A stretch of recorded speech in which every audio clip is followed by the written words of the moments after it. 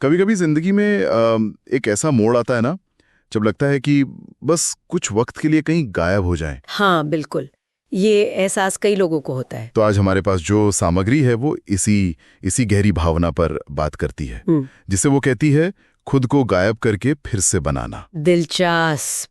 ये भागने जैसा नहीं लगता पहली बार सुनने में। वही तो सामग्री कहती है, ये भागना नहीं है, ये अपनी पहचान को मतलब नए सिरे से गढ़ने की कोशिश है। अच्छा, तो ये डर कर भागना नहीं है बल्कि एक सचेत कदम। हाँ बिल्कुल, सामग्री साफ करती है कि भागना तो बिना दिशा के होता है मजबूरी में, लेकिन ये गायब होना एक सोचा समझा, शायद एक हिम्मत वाला कदम है, अपनी बनी बनाई छवि से थोड़ा पीछे हटना। तो ये सिर्फ मुश्किलों से बचने का तरीका नहीं हुआ फिर? नहीं, सामग्री तो कहती है कि लोग इसलिए गायब होना चाहते हैं क्योंकि वो खुद के उस संस्करण से थक गए हैं जिसे वो जी रहे हैं। अच्छा, ये दिलचस्प है।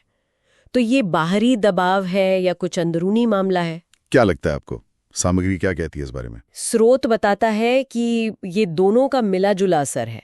असल में दोनों का कैसे? देखिए, बाहरी उम्मीदें, समाज के ढांचे, अधूरे सपने, हाँ, ये सब मिलकर ना एक अंदरूनी थकान पैदा करते हैं, एक बोझ सा।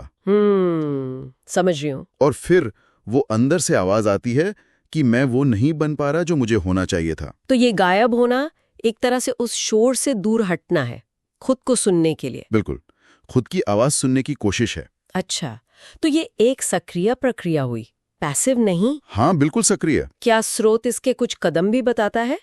मतलब सिर्फ जगह बदलने से तो पहचान नहीं बदलती होगी? सही कहा, जगह बदलना या जैसे डिजिटल डिटॉक्स करना। हाँ, सोशल मीडिया से दूरी। हाँ, वो सोशल मीडिया वाले आप से हटकर असली आपके करीब आना, ये तो पहला कदम है। और फिर असली काम? असली काम तो अंदर होता है।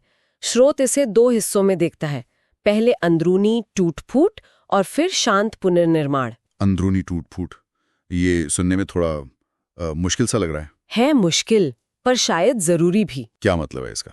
इसका मतलब है अपनी पुरानी मान्यताओं, अपनी आदतों, अपने डर, उन सब पर सवाल उठाना। उस आप पर सवाल उठाना जो शायद दूसरों की उम्मीदों पर खड़ा हुआ था। अपनी नींव को हिलाकर देखना एक तरह से। हाँ बिल्कुल। और फिर आता है शांत पुनर्निर्माण, मतलब बिना दिखावे के, चुपचाप। चुपचाप। हाँ, जैसे कैटरपिलर ककून के अंदर बदलता है ना, बाहर से कुछ नहीं दिखता पर अंदर काया पलट हो रही होती है। वाह, ये अच्छी मिसाल है। यहाँ एक और बात थी स्रोत में जो मुझे काफी दिलचस्प लगी, पहचान खोजने के बजाय बनाने पर जोर। हाँ, ये बहुत महत्वपूर्ण बिंदु है। इसका क्या मतलब हुआ? क्या हम सच में चुन सकते हैं कि हम कौन बनना चाहते हैं? स्रोत का तर्क यही है कि जब आप बाहरी शोर और पुरानी परतों से थोड़ा हटते हैं तो आपको ये स्पेस मिलता है, ये मौका मिलता है चुनने का। आपकी मूल मान्यताएं क्या होंगी, आप किन उसूलों पे जिएंगे।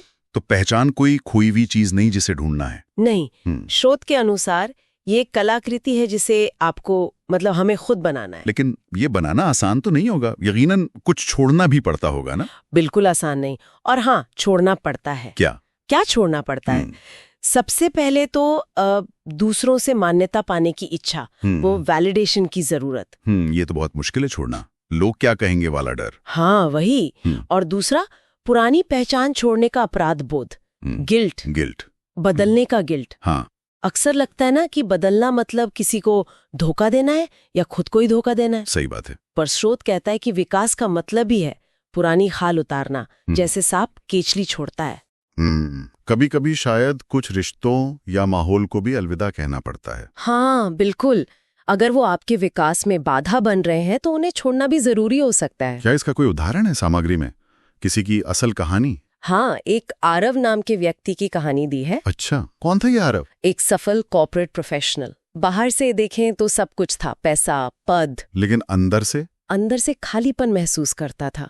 वो अपने काम से जुड़ा हुआ महसूस नहीं करता था। तो उसने क्या किया? उसने एक लंबा ब्रेक लिया, सब छोड़कर पहाड़ों में चला गया, एकांत में। अच्छा, और वहां उसने फिर से लिखना शुरू किया, जो उसका पुराना शौक था जिसे वो भूल चुका था।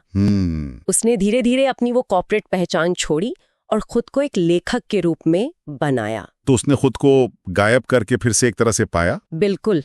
पैसा शायद कम हुआ होगा, पर स्रोत कहता है कि उसे सच्ची खुशी और प्रामाणिकता मिली। वो ज्यादा संतुष्ट था। से खुद से दोबारा मिलना है, अपनी शर्तों पर। हाँ बिल्कुल, इसे अंत नहीं बल्कि एक शक्तिशाली नई शुरुआत की तरह देखा जा सकता है। बाहरी उम्मीदों और अंदरूनी थकान से हटकर खुद को फिर से परिभाषित करने का एक गहरा तरीका। सही कहा। तो जाते जाते ये सामग्री हमें एक अहम सवाल पर सोचने को मजबूर करती है।